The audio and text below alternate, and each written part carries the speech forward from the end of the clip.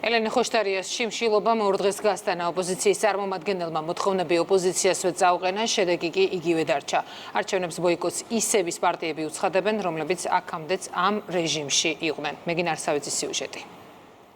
ახალი სიტყვა შიმშილობის პრაქტიკაში. რუბლებით დაფინანსებული ხოშტარია 2 დღის განმავლობაში იმისთვის შიმშილობდა, რომ არაფერი შეცვლილიყო. ოპოზიციონერს, რომელმაც შიმშილობა ოპოზიციას გამოუცხადა, სურდა, რომ თვითმმართველობის არჩევნებში მონაწილეობაზე უარი, ერთობლივად ეთქვათ. საბოლოოდ უარი იმ პარტიებმა თქვეს, რომელთა პოზიცია აქამდეც ასეთი იყო. ხელმომწერთა სიაში არ არიან ლელო და გახარიას პარტია. შესაბამისად, ვითარება უცვლელია, თუმცა პარალელურ რეალობაში მყოფმა პარტიებმა საზოგადოებას ის შედეგი ახარეს, რომელსაც ვერ მიაღწიეს. ძალიან მიხარია, რომ წყვეთ შიმშილობას და წყვეთ იმისთვის, რომ გადავიდეთ ყველა ერთად ძალიან აქტიურ ბრძოლის ფაზაზე. მეორე დღეა პოლიტიკური სპექტაკლის შემოქმედები ვერ ხსნიან, რა თქვეს გუშინ ახალი. სიახლის აღმოჩენა სხვებზე მეტად გიორგი ბარამიძემ მოინდომა და გვითხრა, რომ ახლა ფურცელზე წერია ის, რასაც აქამდე ზეპირად ამბობდნენ. იმპულსი მიცა, რომ ამგვარი განცხადება ოფიციალურად გაკეთებულიყო. ის რომ ნაციონალური მოძრაობა ამას ამბობს დიდი ხანი, ის არნიშნავს, რომ სხვა პარტიებსაც იგივე მივაწეროთ. ახალი განცხადებაში არის ის, რომ ჩვენ ვაპირებთ წინააღმდეგობას. შეიძლება ადამიანებს ყველას არ აქვს ზუსტი ინფორმაცია ამაზე, ამიტომ კიდევ ერთხელ ამის თქმა მნიშვნელოვანი იყო. ახალი რომ არაფერი მომხდარა, ამას თვითმმართველობის არჩევნებთან დაკავშირებით ლელოს უცვლელი ბუნდოვანი რიტორიკა ადასტურებს. რა შეყავთ ჩვენს გადაწყვეტილებას, ჩვენ ამას საზოგადოებას შევატყობინებთ სწორ დროს. ჩვენ გვაქვს ჩვენი გზა, ჩვენი ხედვა.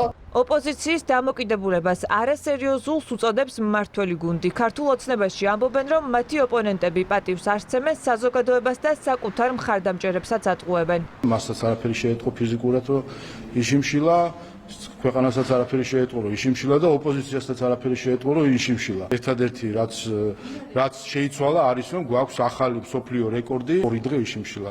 ადამიანმა ერთი და მეორე გვაქვს მეორე პარადოქსი, რომ ოპოზიციას გამოუცხადა შიმშილობა. ამ ხრივ ალბათ მოხვდებით რაღაცა მსოფლიო ჰედლაინი. ხან ერთად ახსენებენ კოალიციებად, შემდეგ და როცა რაოდენობა სჭირდება, დაშლიან ხოლმე და ცალ-ცალკე პარტიად ასახელებენ. 8 თუ არ მიიღებს, 20 მიიღებს. ოპოზიციის წარმომადგენელმა დაიწყო საპროტესტო შიმშილობა ოპოზიციის წინააღმდეგ. ეს ნონსენსი და წარმოუდგენელია, ხო?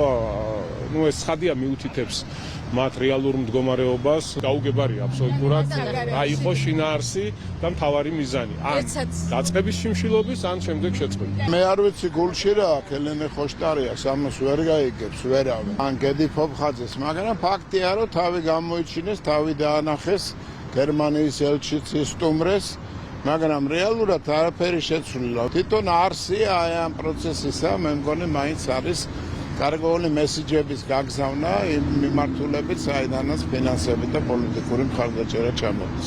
კოლეგების მიმართ გამოცხადებული 2 დღიანი შიმშილობა და მიუღწეველი შედეგის წარმატებად წარმოჩენის მცდელობა. ოპოზიციის ჩავარდნილი სცენარების გრძელ სიას ხოშტარიას პერფორმანსის შეემატა.